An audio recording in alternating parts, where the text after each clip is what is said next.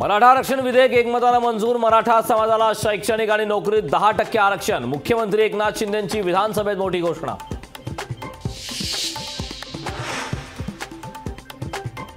दोन कोटी 57 लाख लोकांच्या सर्वेक्षणाचा डीप सर्वे, त्यामुळे हे आरक्षण कोर्टात टिकेल। मुख्यमंत्र्यांनी सभागृहात व्यक्त केला विश्वास।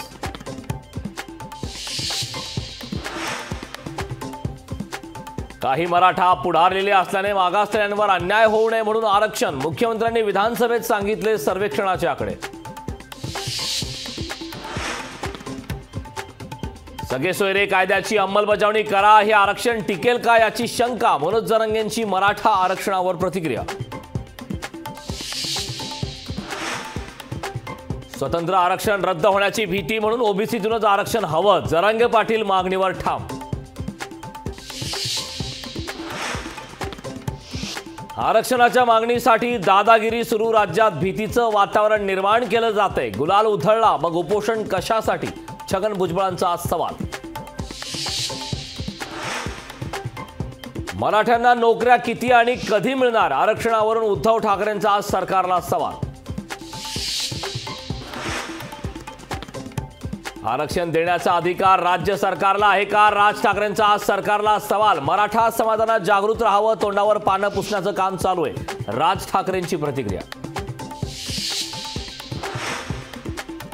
मराठा समाजाला दिलेलं आरक्षण कोर्टात टिकणार नाही, मराठा समाजाची फसवणूक सुरू। विजय वडेट्टीवार यांचा मराठा आरक्षणावर आक्षेप।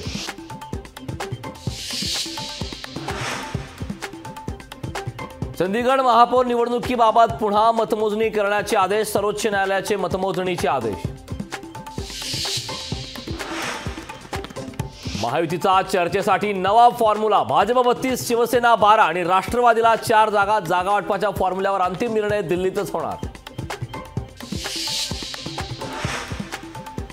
पुणे लोकसभेसाठी भाजपमधील इच्छुकांची दिल्लीवारी। जगदीश मुळीक, मुरलीधर मोहोळ, सुनील देवधर यांची लोकसभेसाठी नावं चर्चेत।